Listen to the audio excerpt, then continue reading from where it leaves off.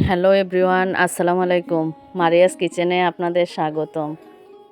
আজকে দুপুরে কি রান্না করলাম আপনাদের সাথে শেয়ার করব।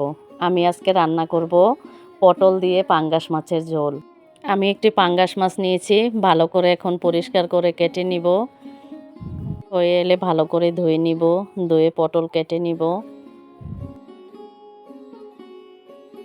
পটল কাটা হয়ে এলে চুলায় একটি কড়াই বসিয়ে দিব, বসিয়ে তেল দিয়ে দিব। তেল গরম হয়ে এলে মাছের পিস দিয়ে এক এক করে মাছের পিস ভেজে উঠিয়ে নিব।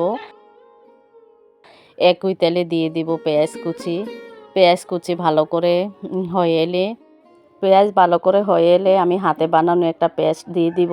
পেস্টটা আমি হাতে বানিয়ে নিছি, হলুদ মরিচ আর রসুন বাটা দিয়ে আপনারা এইভাবে ভালো করে বানিয়ে নেবেন।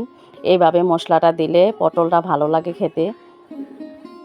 এখন আমি দিয়ে দিব পটলের সাথে ভালো করে মশলাটা মিশিয়ে কষিয়ে নিব। ঢাকা দিয়ে কিছুক্ষণ রান্না করব।